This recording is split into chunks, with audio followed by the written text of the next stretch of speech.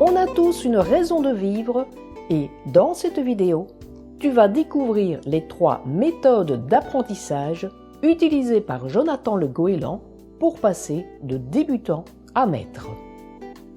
Bonjour, c'est Pascal, la voix qui parle à ton cœur. Au début de l'histoire, Jonathan est obligé d'apprendre par lui-même. En effet, la plupart des goélands n'apprennent que les rudiments de vol, juste ce qui leur est nécessaire pour quitter le rivage afin d'aller manger et puis y revenir pour se reposer.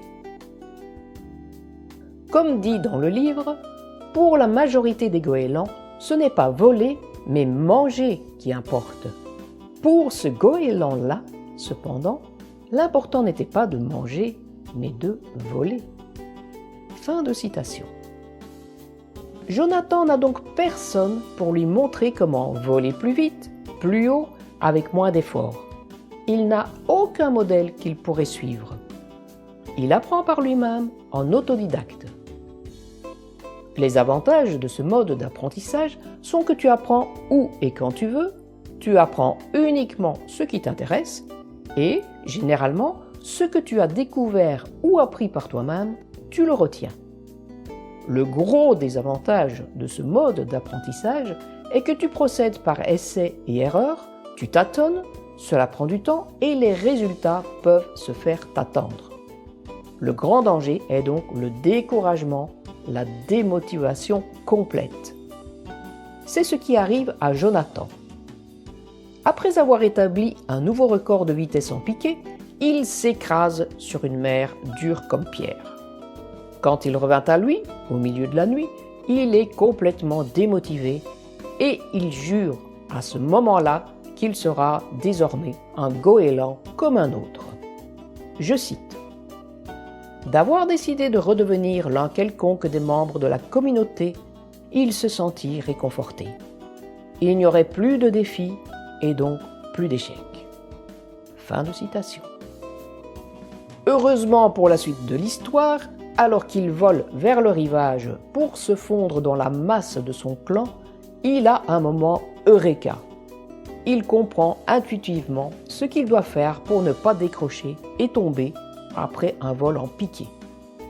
Ses bonnes résolutions de redevenir un goéland comme les autres s'évanouissent aussitôt. Il fait demi-tour et n'attend même pas le lever du jour pour tester son intuition. Celle-ci se révèle exacte et Jonathan arrive à voler à des vitesses incroyables, ce qui le fait bannir de son clan. Il continue donc son apprentissage en solitaire et comme le dit Lao Tzu, quand l'élève est prêt, le maître apparaît. 2 goélands lumineux emmènent Jonathan dans son nouveau clan. Là, il va apprendre avec un maître et avec le soutien de la communauté, tous des goélands qui pensent comme lui et visent la perfection du vol. Cette façon d'apprendre est l'une des plus efficaces. Le maître a déjà parcouru le chemin, il sait ce qu'il faut faire. Il guide, encourage, défie chacun pour l'amener au niveau supérieur. La communauté, elle, apporte une énergie positive et constructive. Tout le monde se soutient, les progrès des uns profitent à tous et le partage d'idées pour atteindre la perfection permet de trouver de nouvelles idées. Mais cela ne fonctionne que si l'enseignant est un vrai maître, ce qui n'est pas si évident.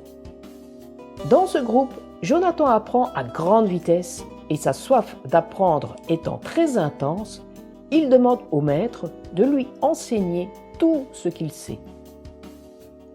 Celui-ci accède à sa demande et quand il juge que Jonathan est prêt, il disparaît et laisse à Jonathan le soin d'enseigner à la communauté. Jonathan devient donc enseignant, mais n'est pas encore maître. Alors qu'il s'adresse à sa communauté, donc à des goélands évolués, ceux-ci ne comprennent pas ce qu'il veut leur enseigner et s'endorment lors des premières leçons. Ce sera le cas aussi lorsque Jonathan retournera enseigner dans son clan d'origine, ses élèves piquent du bec et s'endorment. Tu as certainement connu au cours de ta scolarité un prof brillant qui maîtrisait à fond son sujet et qui ne comprenait pas que les élèves ne comprennent pas, alors que pour lui, tout était si évident. Au début, Jonathan est ce genre de prof. Il va donc devoir apprendre à apprendre aux autres.